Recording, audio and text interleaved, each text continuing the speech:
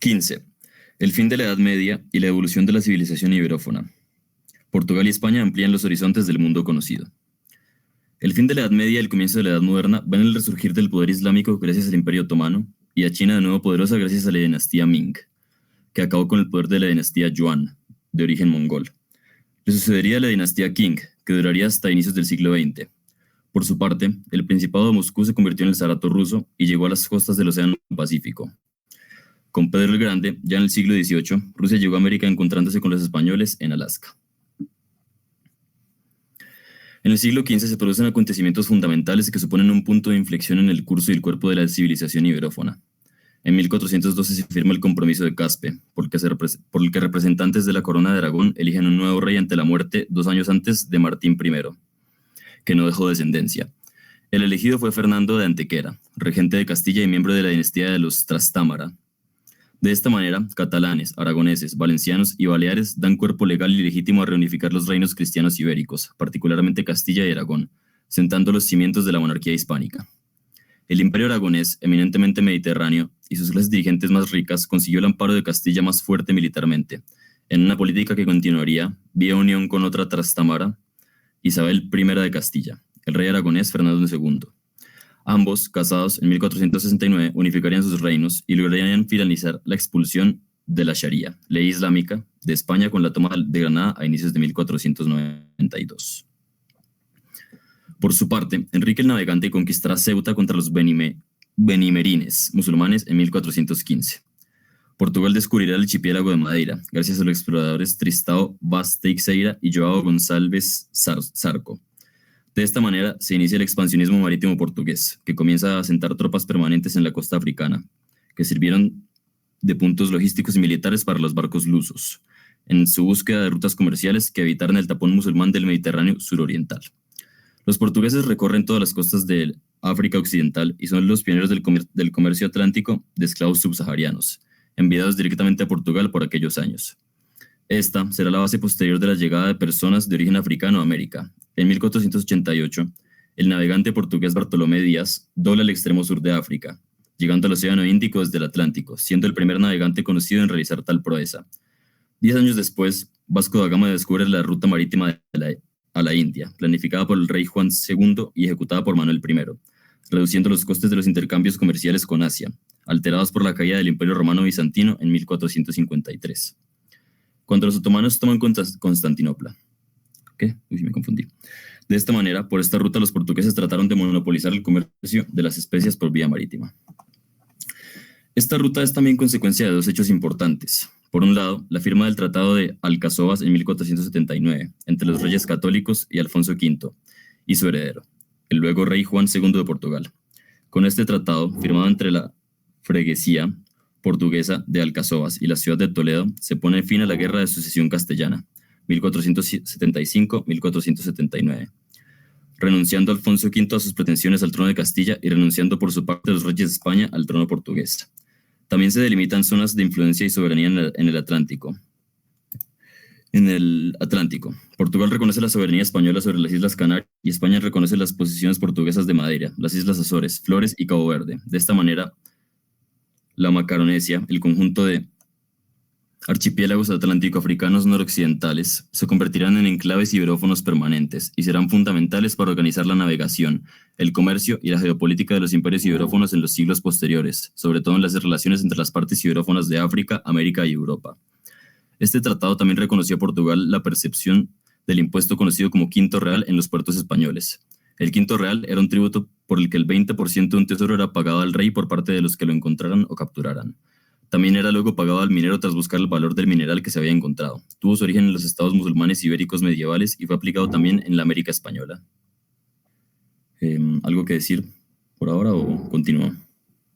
16. El descubrimiento de América en 1492 y el Tratado de Tordesillas en 1494. El inicio de la universalización de la iberofonía.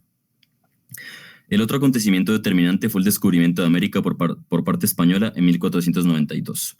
Sobre la base del Tratado de Alcazovas, que establecía el ejercicio de la exploración marítima y la soberanía política de España y Portugal en el Océano Atlántico, se firmará en 1494 un nuevo y decisivo tratado a nivel histórico en la localidad vallisoletana de Tordesillas, Es imposible entender el mundo de hoy sin este tratado, ni por supuesto el desarrollo de la civilización iberófona, particularmente en los próximos 3 siglos de mercantilismo, periodo de transición entre los modos de producción feudal y capitalista desarrollados entre finales del siglo XV y finales del siglo XVIII. Las bulas del Papa Alejandro VI, cuyo nombre civil era Rodrigo Borgia, establecieron que todas las tierras situadas al oeste del meridiano situado a 100 leguas de las Azores y Cabo Verde pertenecerían a España, estableciendo la excomunión a quienes cruzasen dicho meridiano sin permiso español. Alejandro VI, no obstante, nunca confirmó el Tratado de Tordesillas de 1494, realizado tras difíciles negociaciones entre España y Portugal, con espionaje constante por ambas partes. Sí fue confirmado por el Papa Julio II en 1506 mediante bula.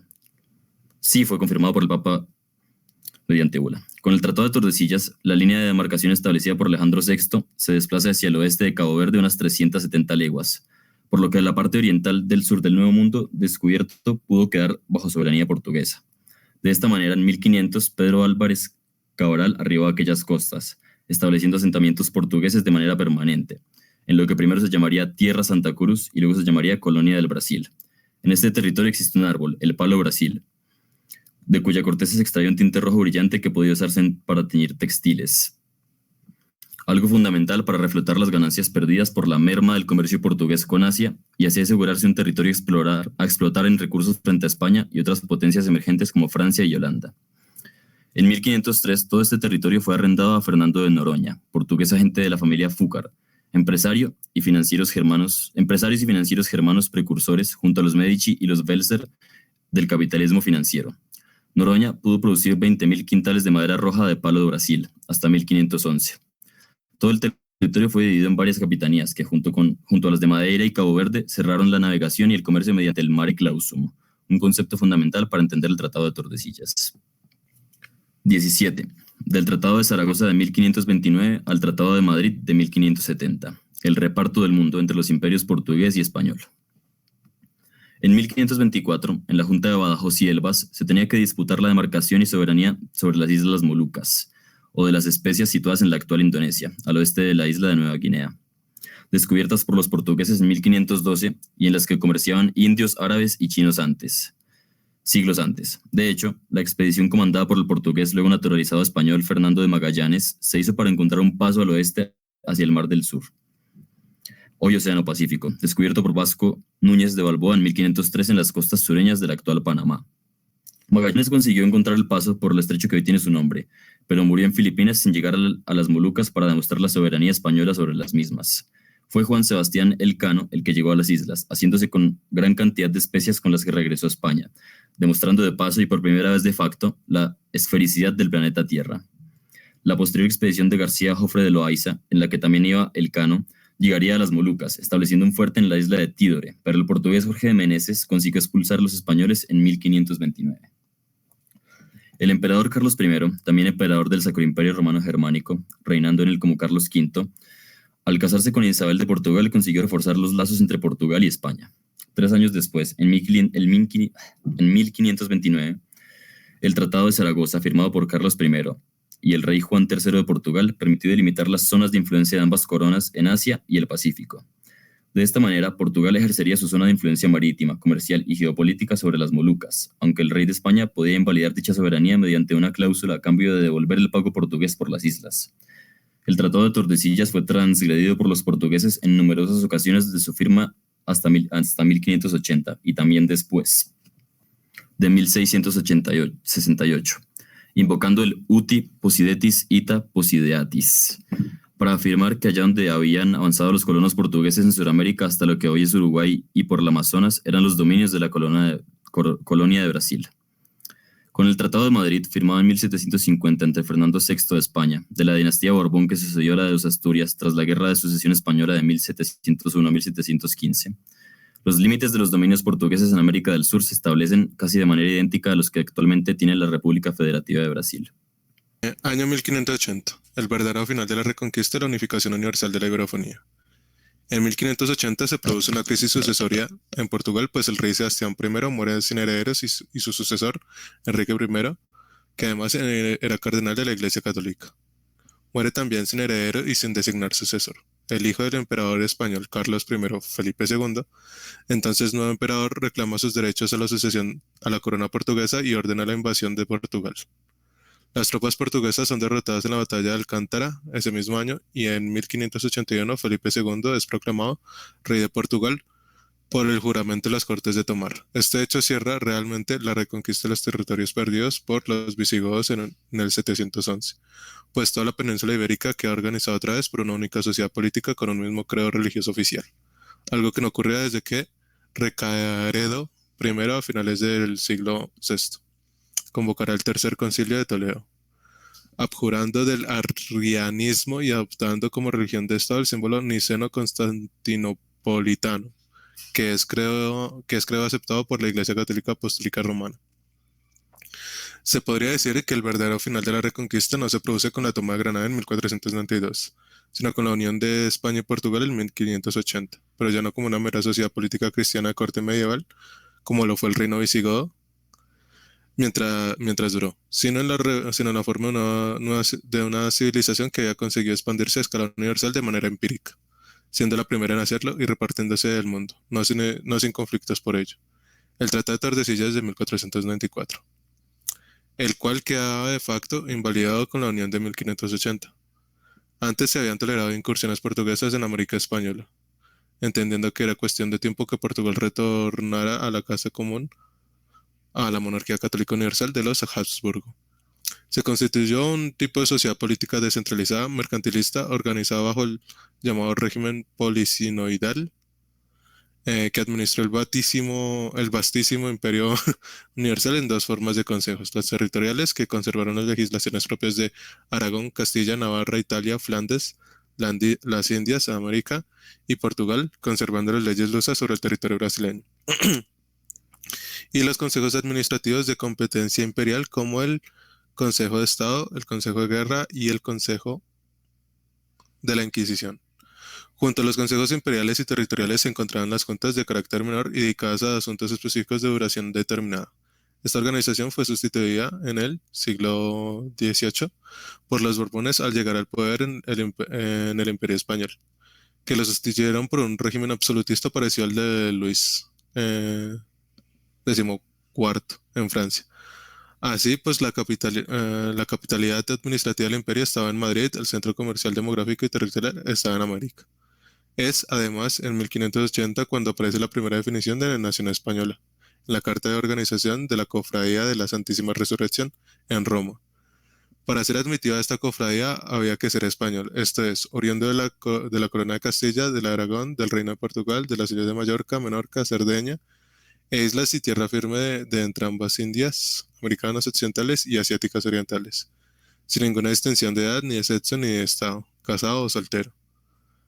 Aquí, el concepto de nación no es político sino histórico, y tendría que ser visto más bien como como término aplicado realmente a una civilización, la iberófona, cuya cuna se mece contra el Islam, organizando su primer núcleo en la cuenca del Duero, en el Reino de León, que trata de ser unificada a nivel ibérico por reyes tanto aragoneses como leoneses, castellanos y portugueses, y que finalmente desborda por su expansión marítima, geopolítica y comercial. Sus inicios meramente ibéricos para asentarse en los 5 continentes y de manera unificada por primera vez entre 1580 y 1640 a 1668.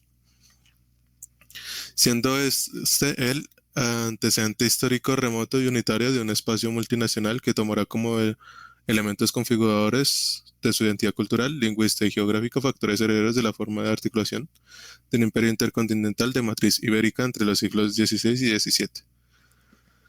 Además, el imperio que universalizó esta civilización lo hizo modificando sus bases mediante procesos de aculturación, no exentos de violencia y en ocasiones de abusos, sobre poblaciones precolombianas en América y también de población africana y asiática.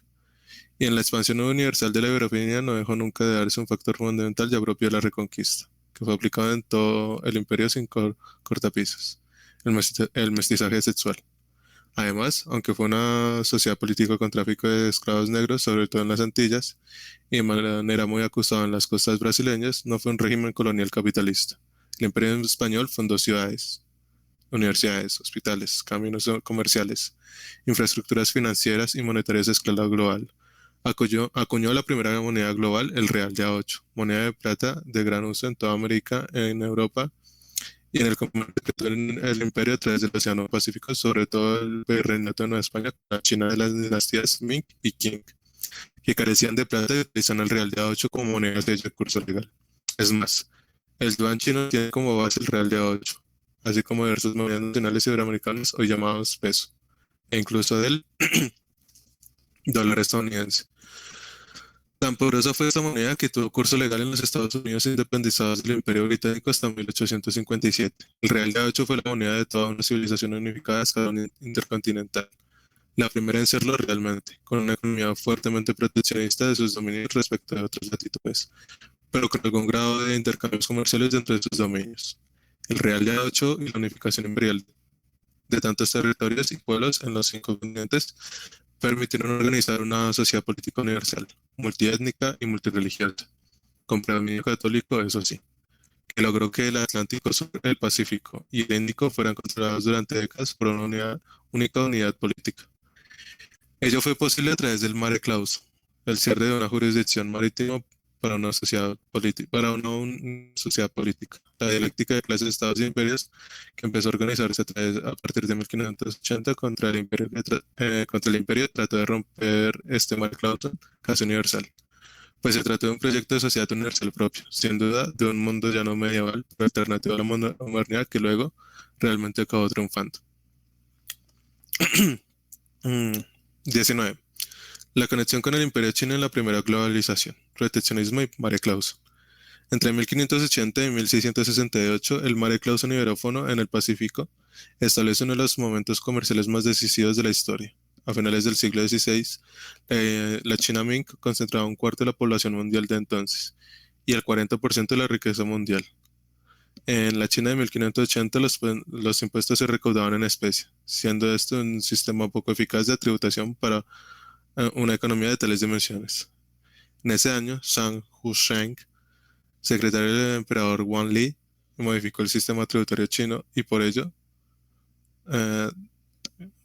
y por ello del arroz como unidad de recaudación se pasó a la plata, la cual tenía que ser importada. Gracias a que las Islas Filipinas eran parte de la civilización iberófona, fueron parte del Imperio Español hasta 1898, los españoles estaban en disposición de ofrecer plata de América a China. Esta alianza político-monetaria entre la civilización dirigida por Wan Li y la dirigida por Felipe II a través de la plata, del galeón de Manila que recorría el Pacífico o Lago Español, que también llegó a llamarse Nao de China, y del Real de A8. Permitió que las dos civilizaciones, la china y la iberófona, organizaran el mundo entre ellas durante un par de siglos, hasta que en el siglo XIX se organizó el Imperio Español y se impuso el Mare Liberum, y China sufrió el siglo de la humillación, por el cual a través de las guerras del opio, los imperios británico, francés y luego alemán, ruso y estadounidense sometieron a la civilización china al más atroz colonialismo capitalista, aunque la dinastía Qing conservó la unidad formal de China, como los Braganza conservaron la de Brasil. Pero antes de que esto ocurriera, a partir de finales del siglo XVI, la ruta de la seda china se combinaba con la ruta de la plata iberófona, que recorría todo el Pacífico de Manila a Acapulco, de esta a Veracruz y de esta a Cádiz y Sevilla. Ambas rutas combinadas durante la transición mercantilista eran imbatibles. Manila era el lugar donde China y la iberofonía confluían. Su anglosajonización, forzada por el Imperio estadounidense en 1898, año en que España pierde su guerra contra Estados Unidos, y 1992, cuando los estadounidenses abandonaron las bases militares de las islas, rompió la posibilidad de cualquier conexión chino-iberófona. Solo mantenida de manera testimonial por la colonia portuguesa de Macao, reunificada con China en 1999. El 20. El comienzo de la balcanización de la iberofonía, de la segunda independencia de Portugal a la instauración del Mare Liberum. Con la Guerra de Secesión Portuguesa de 1640 a 1668, no solo se separa Portugal de España, sino que comienza realmente la balcanización de Iberoamérica, pues Brasil se separa del resto de la América española, para mantenerse hasta ahora como unidad política independiente. Al mismo tiempo, Iberoáfrica también se separa de la América hispana, al menos hasta que la Guinea española empezó a formar parte del formar parte del Virreinato del Río de la Plata, a partir de 1778. 28 años antes, en 1750, el Tratado de Madrid, firmado por España y Portugal, anuló el Tratado de Tordesillas, aunque fue brevemente reinstalado con el Tratado de El Pardo de 1761 y abolido de manera definitiva en el Tratado de San Ildefonso de 1777, por el que se fijaban las fronteras entre los imperios español y portugués en Sudamérica. Este tratado además establecía como libremente navegables las cuencas de los ríos fronterizos entre la América española y la portuguesa. Al año siguiente, en el Tratado de El Pardo de 1778, firmado entre Carlos III de España y María I de Portugal, se ponía fin a las hostilidades por el control de la cuenca de la Plata y de las misiones jesuíticas en el Paraguay, noreste de Argentina y sur de Brasil, entre ellas la Guerra Hispano-Portuguesa de 1776 a 1777, la Guerra Fantástica y sobre todo la Guerra Guaranítica, por las que las misiones jesuíticas en que vivían comunitariamente la Compañía de Jesús y los indígenas guaraníes y otras etnias trataron de resistirse a las intrusiones que los cazadores de indios portugueses, los bandeirantes, realizaron en la zona tras la firma del Tratado de Madrid. En el Imperio Español estaba prohibida la esclavitud de los indios, cosa que no ocurrió en el Imperio Portugués. Ahí está remarcado. De ahí que la resistencia indígena jesuita fuera intensa, aunque acabó siendo derrotada. Dicha resistencia llegó a contar con centenares de miles de hombres defendiendo un territorio de 500.000 kilómetros cuadrados, que habían desarrollado una suerte de comunalismo socialista inspirado en la utopía de Tomás Moro, la caridad cristiana y en las enseñanzas de los jesuitas, y que en pocos años cambió la vida de muchos, ya, esa era parte que no alcanzaba a ver, cambió la vida de muchos indígenas que pasaron de ser sociedades de cazadores, recolectores a vivir en el barroco. Acusados los jesuitas de instigar la rebelión, fueron expulsados de Portugal, de España y de las tierras donde tenían las misiones por la pragmática sanción de 1767. Fue suprimida la orden en 1773 por el Papa Clemente XIV, pues sus propuestas sociales chocaban con los propósitos políticos y económicos de las monarquías absolutas católicas de España y Portugal de entonces, pero también de Francia y de Nápoles, cuyo rey era hijo de Carlos III. Los pocos jesuitas que huyeron de la represión acabaron protegidos en la protestante de Prusia y en la ortodoxa Rusia de Catalina II la Grande. La orden fue restaurada en 1814. La expulsión de los jesuitas del Imperio Español y del Portugués, así como las convenciones de Nootka, serie de acuerdos firmados por los imperios español y británico en 1790 y 1794, que acabaron con el Mare Clausum e iniciaron la instauración universal del Mare Liberum, la navegación militar, civil y comercial ya mercantil libre a escala global. Suponen el canto del cisne no solo del Imperio Español, sino del poder iberófono universal en una etapa precapitalista de 3 siglos que, aunque permitió la posterior universalización del comercio en sentido mercantil capitalista, no lo hizo de manera consciente, algo que se nota en el discurrir posterior, ya en el siglo XIX, de esta civilización. 21. El Imperio Británico y la subordinación de la iberofonía, pilares geopolíticos e históricos de la implantación del modo de producción capitalista. En la segunda mitad del siglo XVIII se producen acontecimientos decisivos para entender el mundo contemporáneo. La primera revolución industrial de Gran Bretaña consolidó la larga marcha iniciada por Inglaterra, vía proteccionista, para convertirse en una potencia económica, primero manufacturera, luego tecnológica y científica. El aburguesamiento de su nobleza y el ennoblecimiento de su aristocracia se consolidaron en Inglaterra en la Revolución de 1688, que acabó con el absolutismo e instauró una monarquía parlamentaria censitaria dirigida por los Whigs, quien con posterioridad se apropiaron del término español liberalismo para entroncarlo en sus propias tradiciones ideológicas, generadas en gran medida por las ideas de John Locke. De esta manera, el liberalismo hoy, en todas sus familias, los liberalismos, no es más que la tradición white anglosajona que absorbe otras, por ejemplo la hispánica, desde sus propias perspectivas. El liberalismo fomentará la revolución industrial inglesa, que transformó la isla en una economía basada en el mercantilismo y el campo de una economía mecanizada, urbana, industrializada y basada en el trabajo asalariado, por lo que la gran burguesía industrial y financiera, dueña de los medios de producción, de la riqueza social en las distintas ramas de las relaciones de producción, entre paréntesis producción, distribución, intercambio, cambio monetario y consumo, compra fuerza de trabajo proletaria, productora, directa de valor y por tanto de plusvalor, que es apropiado legalmente por dicha gran burguesía. El inicio de esta relación social del capital se remonta a la Baja Edad Media europea occidental, a inicios de la transición mercantilista entre los modos de producción feudal y capitalista. Se produjo en esa misma región geográfica el proceso de acumulación originaria, el latrocinio de las tierras comunales campesinas protegidas por la Iglesia Católica por parte de los estados que, dirigidos por una nobleza que inicia su proceso de aburguesamiento y por una burguesía ascendente, se apropió violentamente de estas tierras mediante justificaciones tributarias, políticas y religiosas, reformas protestantes más desamortizaciones ilustradas.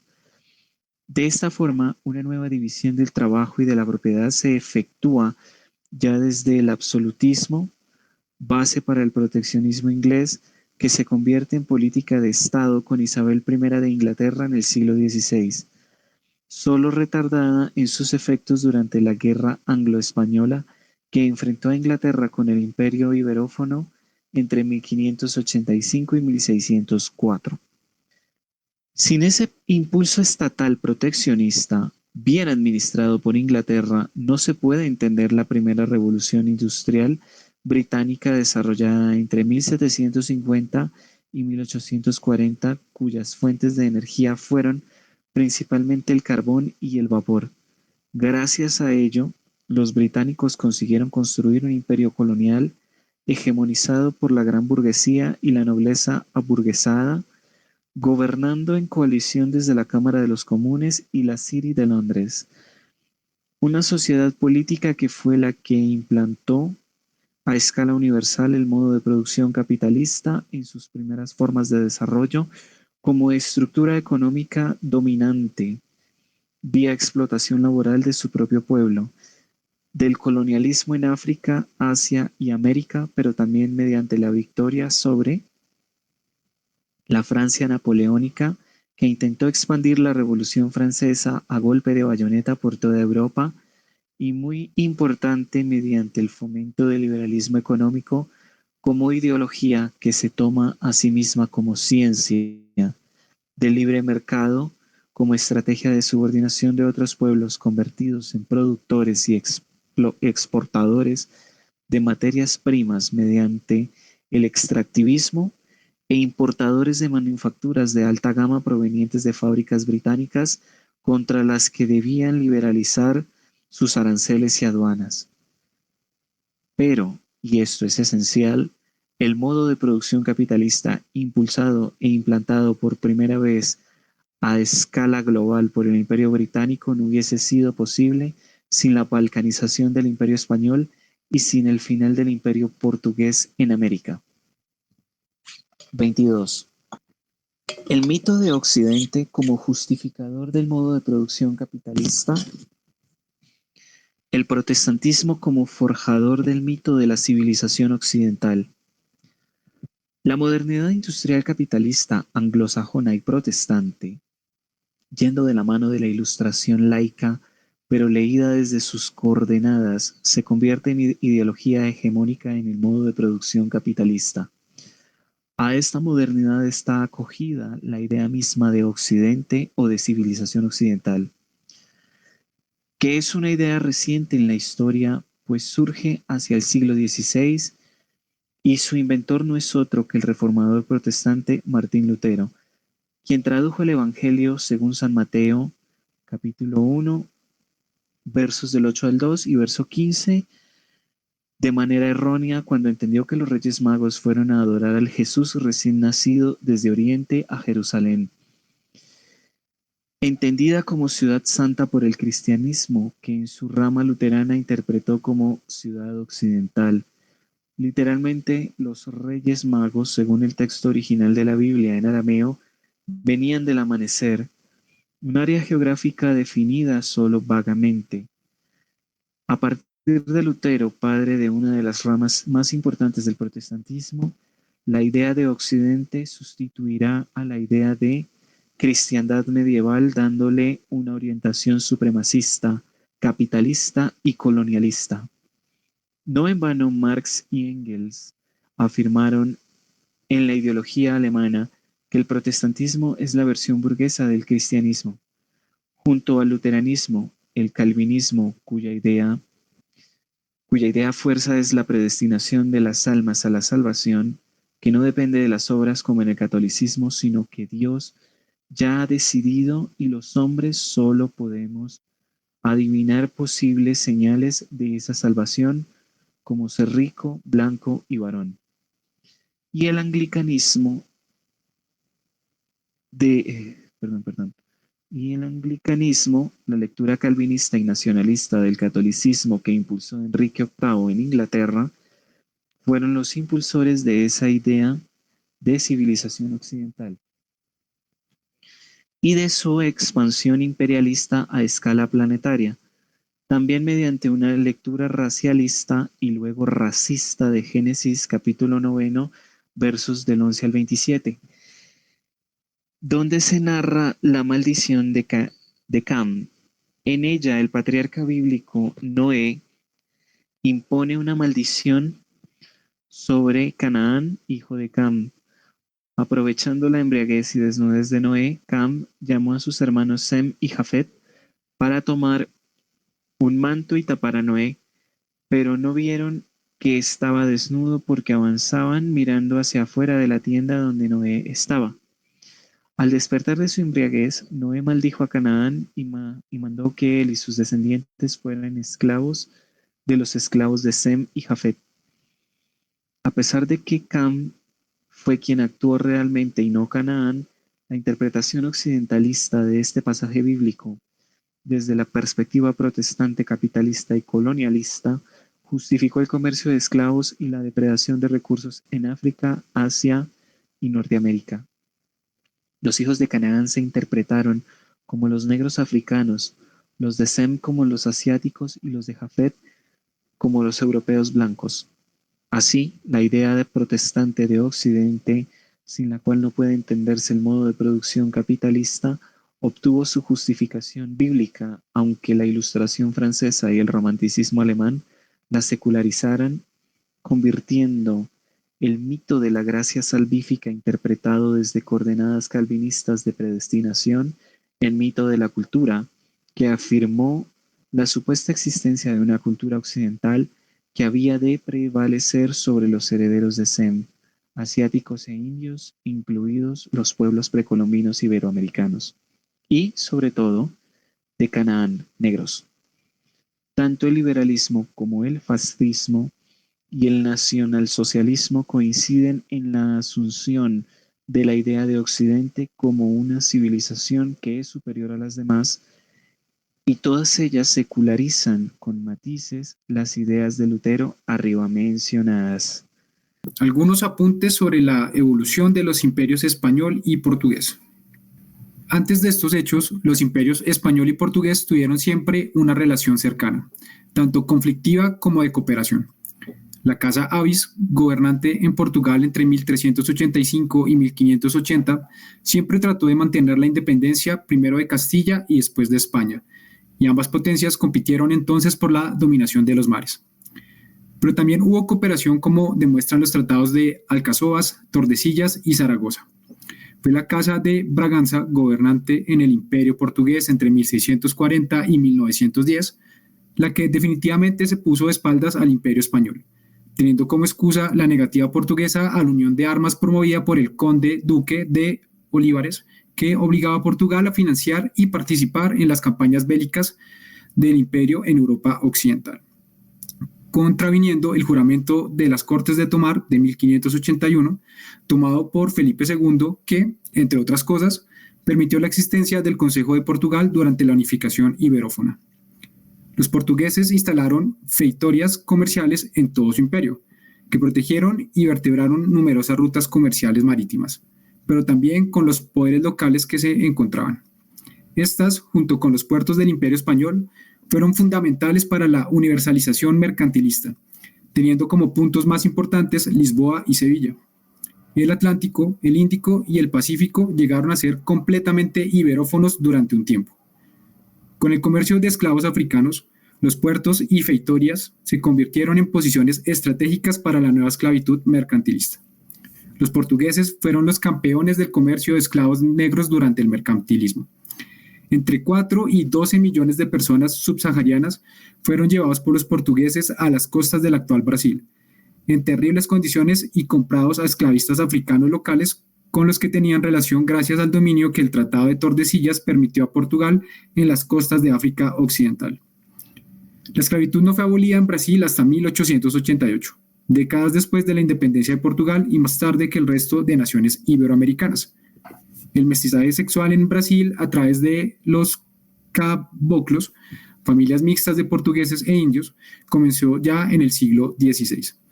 Entre los bandeirantes también había españoles. La explotación de minerales en Ouro Preto y ya en el siglo XVIII en Minas Gerais fue fundamental para la organización de oligarquías y noblezas criollas en el Brasil.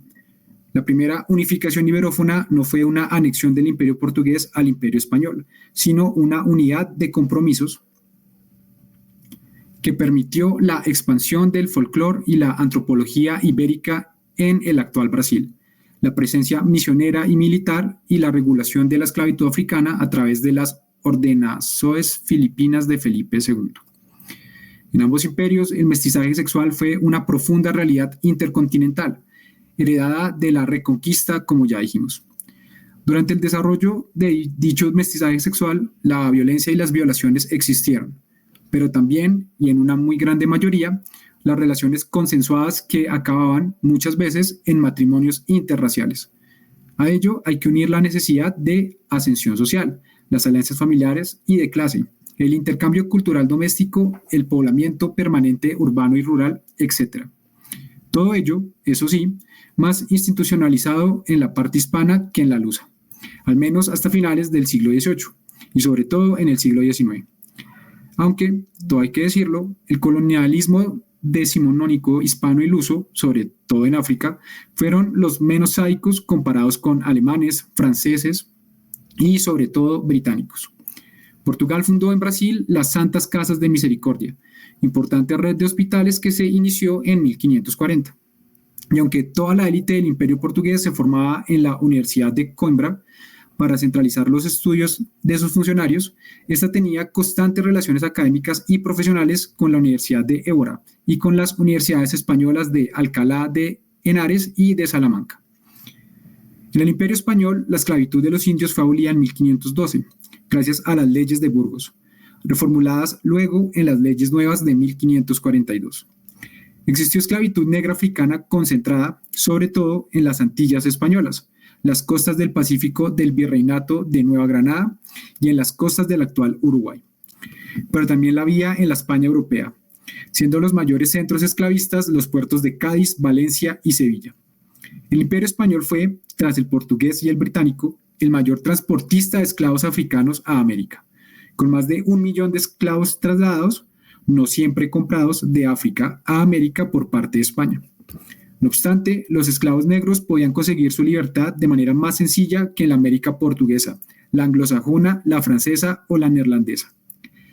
Por otra parte, los hospitales distribuidos por todo el Imperio español eran gratuitos para todas las razas, e incluso hubo gobernadores, teólogos, profesores universitarios y conquistadores negros como Juan Valiente, Juan Garrido, Juan Beltrán, Juan García, Juan Bardelas, Sebastián Torra, Antonio Pérez, Miguel Ruiz o Gómez de León, así como mulatos como Pedro de Lerma. Ya con Isabel la Católica se fomentaron los matrimonios mixtos, es decir, el mestizaje sexual, el cual, a pesar de la fuerte esclavitud, también fue muy intenso en el Brasil portugués, como indicamos más arriba. Los estatutos de limpieza de sangre del Imperio español no eran racistas, pues entonces raza y sangre no se entendían en el sentido colonialista contemporáneo, sino como sinónimo de hidalguía nobiliaria, e incluso en el caso de la palabra raza, como pueblo incluso mestizo, significado que hoy sigue presente en el México independiente. El sistema de castas del Imperio Español, heredero de los estatutos de limpieza de sangre, no debe tomarse como un sistema racista de estratificación social, imposible en una sociedad fuertemente mestiza, sino como una clasificación de los distintos derivados humanos fruto del fomento político de dicho mestizaje sexual. Y la movilidad social dentro del Imperio Español fue mucho mayor en comparación a otros imperios de su época. No obstante, la esclavitud negra en la América Española, teniendo como punta de lanza la Guinea Española, sufrió cambios a partir de la llegada de los Borbones al poder en el siglo XVIII, y fue muy extrema en el siglo XIX, ya perdida la parte continental de América. España no abolió la esclavitud de manera definitiva hasta 1886.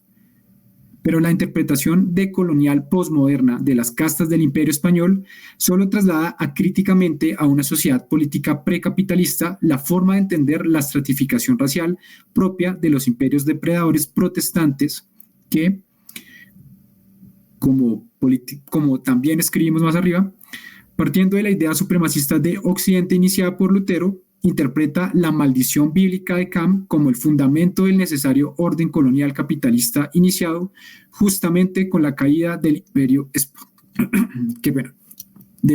Español. El colapso de los imperios español y portugués en América. La caída de los imperios español y portugués era inevitable. Todos los imperios caen, aunque estos cayeron de maneras distintas. El portugués tardó más en caer, y lo hizo de manera menos traumática que el español. La corte portuguesa aceptó la propuesta británica de trasladarse de Lisboa a Río de Janeiro para evitar que Napoleón hiciese con ellos lo que hizo con los Borbones gobernantes en Madrid. De esta manera, Brasil se convirtió por un breve periodo de tiempo en la nueva metrópoli imperial, caso inaudito y único en la historia de un imperio de raíz europea. Y esto motivó que Brasil recibiese un impulso histórico e institucional tremendo. La clase dirigente del Imperio Portugués se trasladó, escoltada por barcos británicos, hasta las playas de Río, y esto salvó al Brasil de su fragmentación territorial y de la guerra civil, aunque no de la dependencia económica, del extractivismo y el monocultivo de materias primas y de su exportación a la metrópoli inglesa. Los Braganza aceptaron la ideología del libre mercado a cambio de la unidad formal del Brasil, la cual no solo conservaron, sino que ampliaron hasta las aguas del Río de la Plata, quitando territorios a futuras naciones hispanoamericanas como Argentina, Paraguay, Bolivia, Perú, Colombia y Venezuela, aunque perdió la provincia cisplatina, antes parte de la Liga Oriental, escindida de las Provincias Unidas del Río de la Plata, y que a partir de 1830 se convertiría en el actual Uruguay independiente.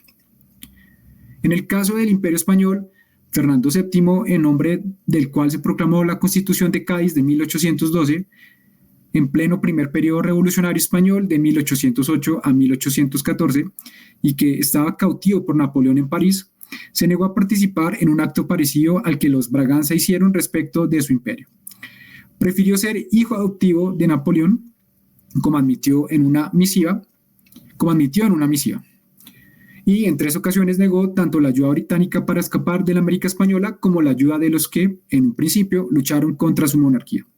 En el primer caso, un emisario irlandés enviado por Londres trató de ayudar a Fernando VII a huir, pero él mismo lo denunció a las autoridades francesas. En el segundo caso, en 1820, Francisco Antonio Sea, vicepresidente de la República de Colombia, fue enviado por Simón Bolívar a Londres con plenos poderes para negociar con el duque de Frías, embajador plenipotenciario de España ante el Reino Unido, un plan de reconciliación y proyecto de confederación hispánica. Bolívar se dio cuenta de que estaba, sin saberlo antes, trabajando para los planes y programas británicos, cuya geoestrategia tras perder las 13 colonias de Norteamérica en la guerra que dio nacimiento a los Estados Unidos, consistía en balcanizar los imperios español y portugués, aprovechando décadas de contrabando con oligarquías portuarias como las de Buenos Aires, Lima, Guayaquil o Caracas, a las que asegurarían el control territorial sobre pequeñas partes de los virreinatos hispánicos a cambio de que aceptaran el libre mercado británico y convertirse en exportadores de materias primas. y quiso proponer a través de SEA, y en una misión secreta que tuvo que ser desmentida por tras ser filtrada, la reunión hispánica en una confederación democrática con centro en Madrid, dando como garantía su propia persona como presidiario en Ceuta.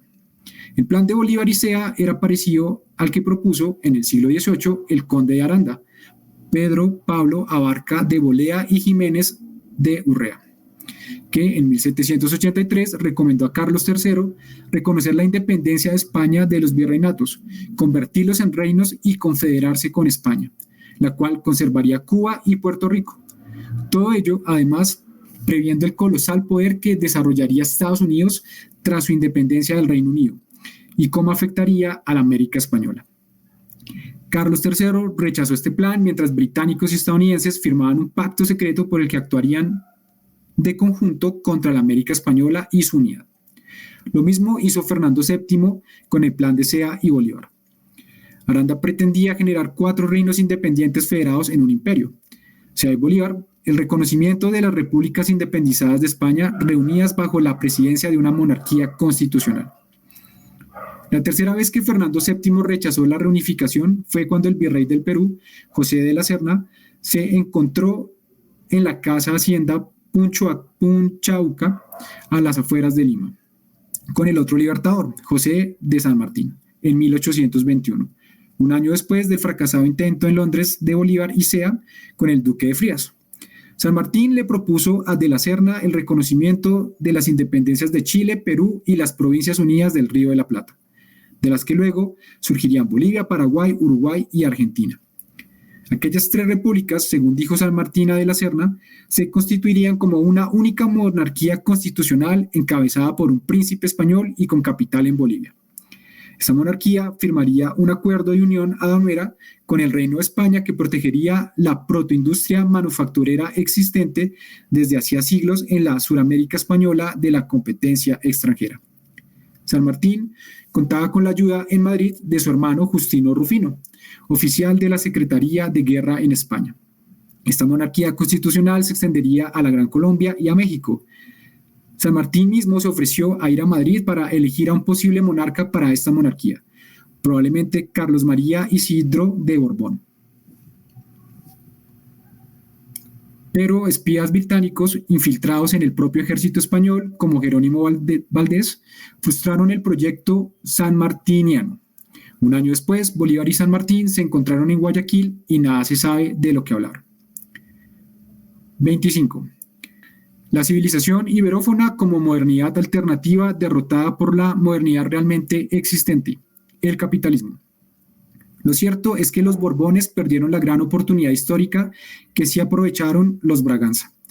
Y de ahí que las repúblicas hispanoamericanas, y acaso también la actual España, que heredó del todo imperial solo el nombre y el núcleo histórico ibérico, lleven 2 siglos siendo actores de reparto, cuando no meros extras, de los devenires geopolíticos e históricos que se desarrollan en el modo de producción capitalista. Porque la balcanización del Imperio Español se produjo con el capitalismo, impulsado primero por el Imperio Británico y después desarrollado y afianzado por el Imperio Estadounidense, y no antes, ni con el socialismo marxista después. Las instituciones históricas del Imperio Español precapitalistas eran incompatibles con la modernidad capitalista anglo-germánica protestante occidental que triunfó a inicios de la llamada Edad Contemporánea. La modernidad alternativa que trató de construirse entre 1492 y mediados del siglo XIX, cuyo pico de poder se produjo entre 1580 y 1668, aun cuando por inercia los imperios español y portugués siguieron siendo grandes potencias hasta el siglo XIX, e incluso el Imperio Español alcanzó su máxima extensión territorial en América a finales del siglo XVIII, pues abarcaba desde el sur del actual Alaska al sur de Tierra del Fuego.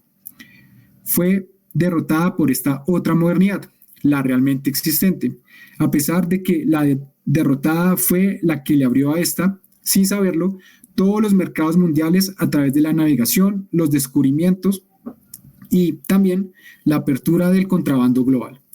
De ahí que Marx acertadamente describiera mejor que nadie por qué cayó el Imperio Español.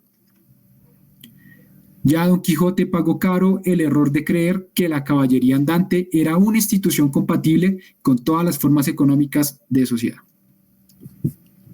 26. La subordinación de las naciones iberófonas a la estructura económica capitalista que británicos y estadounidenses implantaron a escala mundial. Durante todo el siglo XIX, las 16 repúblicas hispanoamericanas independizadas, que pudieron ser 4 si se hubiese cumplido los planes de Aranda primero y de Bolívar y San Martín después, se endeudaron con la banca británica, que las ató de pies y manos, convirtiéndolas en países exportadores de materias primas, gobernadas por oligarquías burguesas de poco fuste nacional e internacional, y que no pudieron saldar muchas de esas deudas hasta muy avanzado el siglo XX. Si a esto juntamos las pérdidas territoriales, siendo la más acusada la de México, que perdió más de la mitad de su territorio en 1848 para entregárselo a Estados Unidos, cumpliéndose lo que dijo Aranda a Carlos III, tenemos la verdadera explicación de la subordinación, atraso y dependencia de las naciones políticas hispanoamericanas en el modo de producción capitalista. De hecho, la fiebre del oro de California se produjo justo al perderla México, y Texas se convirtió en un centro de explotación y extracción de petróleo a finales del siglo XIX. Esto también explica el atraso de México, que perdió con California y Texas, además de otros territorios de América del Norte, la posibilidad de haberse convertido en una de las naciones más ricas y desarrolladas del mundo. Y Brasil conservó su unidad y proclamó su independencia de Portugal en 1822. Pero entre este año y 1943, su burguesía estuvo adeudada al Imperio Británico y a Estados Unidos de manera considerable. Así pues, la caída de la modernidad iberófona fue producto de la victoria de la modernidad, llamada modo de producción capitalista, que los imperios británico primero y estadounidense después, aunque con concurso también del imperio francés, logró implantarse a escala prácticamente universal hasta hoy día. Lo que quedó de los imperios español y portugués entre 1824, año de la batalla de Ayacucho, que significó la independencia definitiva del Perú, y año del fin de la guerra de independencia de Brasil, con apoyo británico y francés también, y 1975, año de la independencia de Timor Oriental respecto de Portugal y de la ocupación marroquí del Sahara español, fueron sociedades políticas con todavía altos niveles de comercio de esclavos y una administración más propiamente depredadora y colonialista, siguiendo el modelo anglosajón y francés. Los pedazos resultantes de aquellos dos imperios, antaño unidos y con la misma cuna histórica, hoy día están totalmente insertados en las cadenas globales de valor capitalista, pero de manera subordinada al Occidente, que las trata a todas ellas como naciones de segunda o tercera que no llegan al canon político y económico establecido por aquel. Capítulo 3. La modernidad que derrotó a la iberofonía. Características esenciales del modo de producción capitalista. Decíamos que fue el modo de producción capitalista implantado por el capitalismo anglosajón a escala planetaria a través de la dialéctica de clases, estados e imperios, aunque resistido y contestado por las grandes potencias socialistas como la Unión Soviética y la República Popular China, lo que balcanizó y derrotó a esta modernidad alternativa iberófona que, con sus errores y desgracias, como la que triunfó, trató de construir un mundo distinto al de hoy. Aunque, como dijimos más arriba, los imperios iberófonos, sin saberlo, estaban facilitando la llegada de la modernidad realmente existente, el capitalismo, mediante la globalización de las rutas comerciales marítimas y terrestres, mediante la circunnavegación de la esfericidad de la Tierra y mediante los descubrimientos y asentamientos humanos en forma de ciudades en todo territorio nuevo encontrado.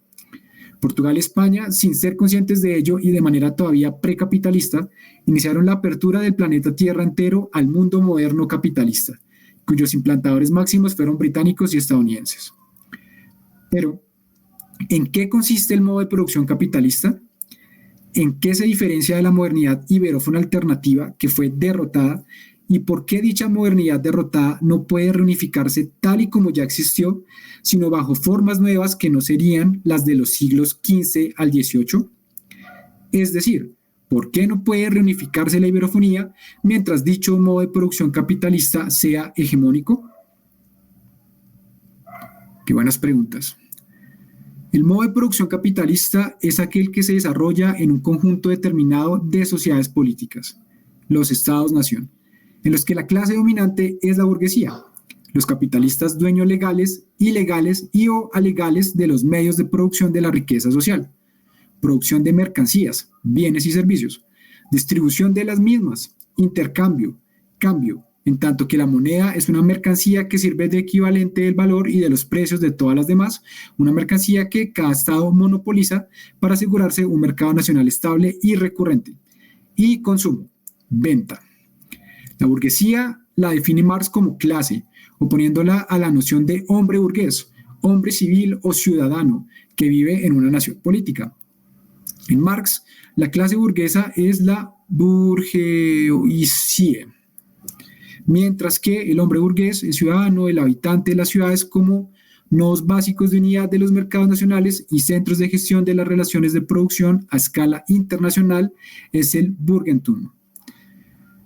La gran bourgeoisie o gran burguesía es aquella que posee legal, ilegal y o alegalmente medios de producción de la riqueza social en las 5 ramas de las relaciones de producción antedichas. También hay pequeña burguesía, que posee menos medios de producción y en menos ramas de las relaciones de producción, a veces solo en una. Solo la gran burguesía ha conseguido, dentro de estas clases poseedoras, el dominio político de estados enteros, aunque por la dinámica propia del modo de producción capitalista, esta gran burguesía acaba por ser o bien rentista de las empresas que han generado, o bien asalariados que danzan de una empresa a otra gestionando su capital, incluso a escala internacional, convirtiéndose en una suerte de oligarquía cosmopolita que, no obstante, necesita de los estados para desarrollar sus negocios. El capital es la relación social de producción que, realizada en forma de mercancía mediante procesos tecnocientíficos cada vez más complejos, permite a la burguesía acumular excedente de producción explotando trabajo ajeno, el del proletariado. Esta clase, que como la burguesía es también Burgentum, hombres civiles, ciudadanos de naciones políticas, pero no bourgeoisie, se analoga con el resto de mercancías que produce en el mercado de trabajo, pues su fuerza de trabajo, sus capacidades laborales adquiridas mediante formación, es la única propiedad capitalista que realmente dispone en principio. Al ser contratada la fuerza de trabajo proletaria, esta es la que produce mercancías, bienes y servicios, con valor económico y con plusvalor. La cantidad de valor producida por los proletarios que resulta de la resta del valor que producen por el salario que se les paga. La burguesía es la dueña legal y legítima, según Marx, de dicho plusvalor. Y solo desde una nueva legalidad y legitimidad, la impuesta tras la destrucción del Estado burgués mediante la revolución proletaria socialista, ese plusvalor, ese excedente de producción, sería propiedad legal del proletariado como nueva clase dirigente. Por tanto, burguesía y proletariado son clases que entran en conflicto, pero que se necesitan mutuamente para producir capital, valor y plusvalor. Se necesitan mutuamente para existir, y la existencia de ambas depende de la producción cada vez mayor de capital, de valores de uso, aquello para lo que social e históricamente, objetivamente, valen las mercancías, y de valor, mediante la transformación constante de trabajo vivo en trabajo muerto que, aunque para poder realizarse debe consumirse, venderse. Solo mediante su acumulación, el mundo se convierte en un inmenso arsenal o almacén de mercancías. De esta manera, es el capital, el valor, la mercancía, lo que domina las sociedades políticas que han implantado y desarrollado el modo de producción capitalista. Y aunque la gran burguesía es la clase hegemónica de esas sociedades políticas, sus miembros también están sometidos a la dinámica del capital y de la producción de mercancías, si bien en un sentido distinto al proletariado. Existen además otras clases sociales además de estas dos. Ya mencionamos a la pequeña burguesía, pero existen también otras clases de asalariados, clase obrera o trabajadores no proletarios, que si bien no producen ni valor ni plusvalor, sí ayudan a su distribución, intercambio, cambio y consumo. Bien sea como técnicos supervisores, funcionarios, docentes, agentes financieros, CEOs de grandes empresas, etc. Estos asalariados cumplen funciones fundamentales para que burguesía y proletariado sigan realizando sus tareas en torno a la producción de mercancías. Y también existe lumpenproletariado, prostitutas, mendigos, delincuentes, desempleados crónicos, etc. que también son Burgentum, en el sentido de Marx, pero que no aportan legalmente nada al capital ni son susceptibles de unirse a la lucha proletaria frente a la burguesía. Esta dialéctica de clases producida en la estructura económica capitalista también reproduce una dialéctica de estados y de imperios. Esta triple dialéctica ya era existente antes del capitalismo, pero en este modo de producción tiene rasgos particulares. También hay naciones políticas centrales, semiperiféricas y periféricas en el modo de producción capitalista, en dialéctica entre sí, pero dependientes también unas de otras para asegurar el dominio de las primeras y la subordinación de las segundas a través de clases dirigentes acomodadas e incapaces en su papel de subalternas de otras unidades políticas imperiales depredadoras, capitalistas, que las subordinan al mero papel de exportadoras de materias primas y de fuerza de trabajo inmigrante, más barata de contratar y que tira a la baja los salarios de la fuerza de trabajo de las naciones políticas centrales. La dialéctica de imperios propia del modo de producción capitalista ha implicado, además, que sean los imperios dominados por una gran burguesía industrial y financiera poderosa los que, gracias a una inteligente aplicación de planes y programas geopolíticos, geoeconómicos e históricos epocales a largo plazo, han logrado implantar el modo de producción capitalista a escala universal. Estos imperios han sido particularmente dos. Primero, el Imperio Británico y segundo, el Imperio Estadounidense. El primero, gracias a la mecanización de los procesos de trabajo, máquina de vapor, energía hidráulica y gran industria. A la expansión colonial en África y Asia y al sometimiento de China y a la balcanización del Imperio Español. El segundo, gracias a la electricidad, el petróleo, la producción en masa a través de cadenas de montaje cada vez más sofisticadas y ahora a la automatización, a las tecnologías de la información y la comunicación y, por supuesto, a Internet. Pero también a través de la doctrina Monroe, América para los americanos, que con la excusa de considerar como acto de agresión una intervención de cualquier nación europea en los Estados Unidos, que llevaría a estos a intervenir militarmente en la nación europea que fuese, y siendo saludada por Simón Bolívar como un acto que también les ayudaría en su lucha contra España, acabó convirtiéndose en apoyo del destino manifiesto, la idea de que los Estados Unidos de Norteamérica son una nación elegida por Dios para expandirse del Atlántico al Pacífico, cosa que lograron y para intervenir en su patio trasero, Iberoamérica, siempre que los intereses geoestratégicos y económicos de su gran burguesía hegemónica así lo requieran. También lo logró a través de la lucha contra los imperios socialistas soviético y chino, venciendo al primero en la Primera Guerra Fría, 1945-1991. Una de las acciones que posibilitaron el establecimiento exitoso del modo de producción capitalista por parte del imperio estadounidense fue la instauración de la Pax Americana en Europa Occidental mediante varios hechos.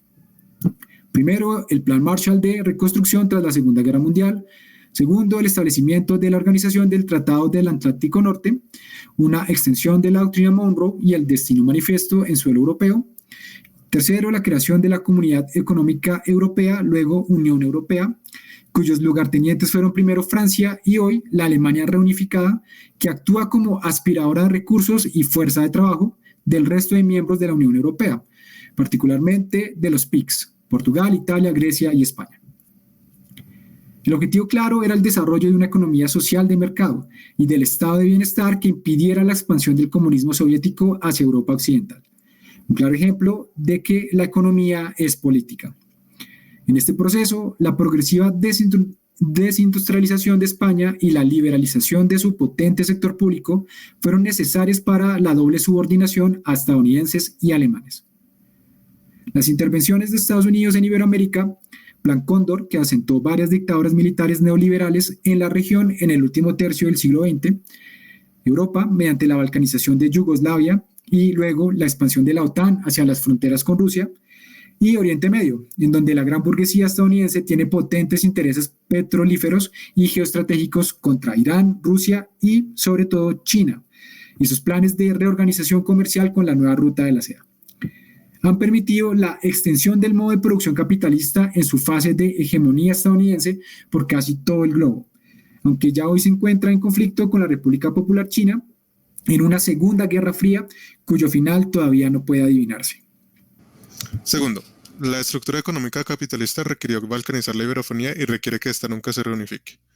Ambos imperios anglosajones y capitalistas han implantado el modo de producción capitalista tanto en sus metrópolis como a escala global, en sus colonias y en otras sociedades políticas dependientes de ellas, en algunos casos estableciendo regímenes democráticos liberales, en otros imponiendo dictaduras militares o tolerando sátrapas locales, y desde que ambos empezaron a organizarse, también requirieron la explotación de su fuerza de trabajo autóctona y colonial, y la balcanización y sometimiento de sociedades políticas contrarias a sus intereses, y, sobre todo, a la estructura económica que les ha permitido alcanzar tamaño poder histórico, la capitalista, como a finales del siglo XX lograron con Yugoslavia o la Unión Soviética.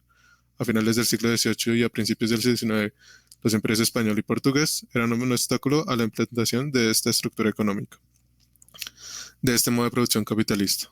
De ahí que fuese necesaria su ruptura, su balcanización y la subordinación económica, política, ideológica y cultural de sus partes resultantes. Y de ahí también que sea imperioso evitar su reunificación en una forma nueva, que sería incompatible con dichos intereses.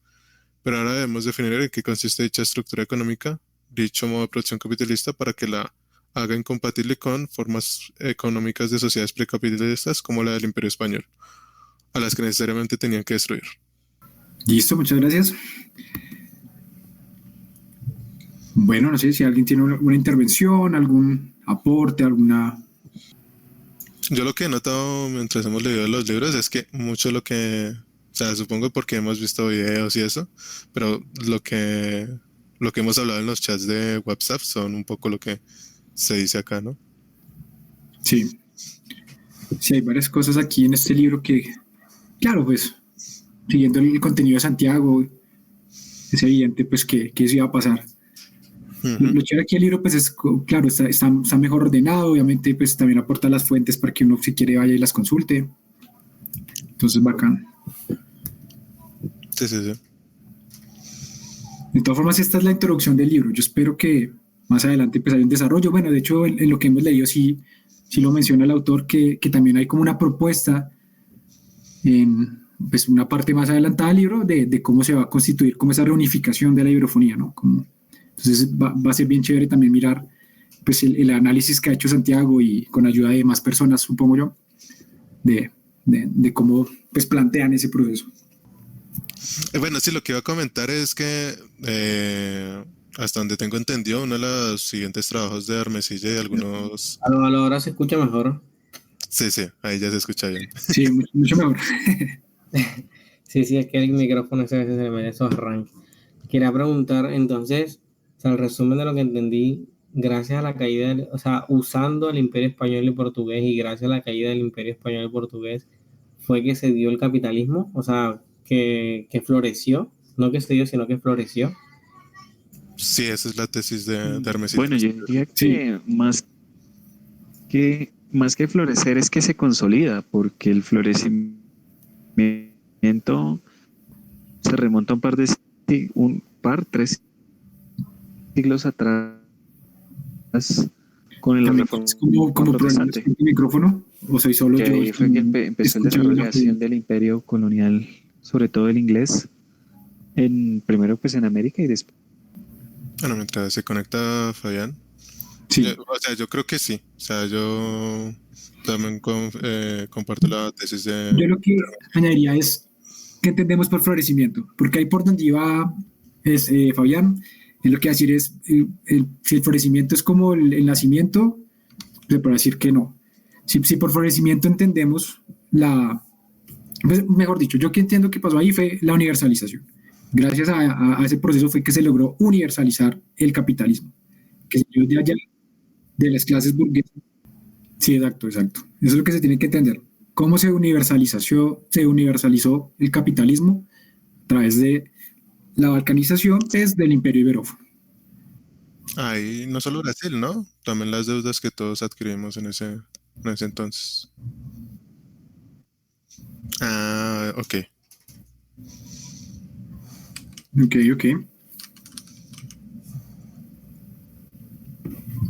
Sí, de hecho, quien, si no estoy mal, la primera potencia que reconoce la independencia de Brasil es precisamente la Gran Bretaña y entre comillas, en agradecimiento, lo que hace, pues, bueno, en ese tiempo el imperio, porque pues, primero fue monarquía y después república Brasil, el imperio lo que hace es como decirle, bueno, venga y necesita recursos, materia prima, pues aquí hay, ¿no? Cóbrese acá, para saber que luego Gran Bretaña intervino en contra de Brasil y a favor de la independencia de Uruguay. Hay otra. Entonces, claro, que es algo que también he mencionado el libro varias veces, ¿no? Cómo estos británicos y estadounidenses pues juegan muy bien el juego. Entonces, obviamente en sus intereses y lo otro, ellos tienen muy claro que lo que tienen es intereses, no tienen amigos ni enemigos, sino intereses. Sí, y de hecho eso me hizo acordar una vez que Santiago decía en el video hablando sobre Gibraltar, que la geopolítica anglosajona se basa en no permitir que haya una sola potencia hegemónica en una zona, sino que deben haber dos estados en disputa. Y en ese caso, pues Bueno, eso es verdad, ¿eh? exactamente. Algo que también, pues, si no estoy mal, es que normalmente hubo como una relación positiva entre Asia y América, ¿no? O sea, normalmente los problemas era Europa, Asia, Europa, América, pero nunca vi, o sea, no recuerdo en el texto haber visto Asia, América, que hubiera problema ahí. Se podría también decir, me suena así como ahora, después de haber hablado lo de Uruguay, que tal vez Ecuador exista con el mismo propósito. No sé, ustedes que saben un poco más de la historia. No exactamente porque de hecho recuerden que la Gran Colombia o la Primera República de Colombia se conforma oficialmente con la unión de tres estados, ¿no? Quito, Nueva Granada y Venezuela.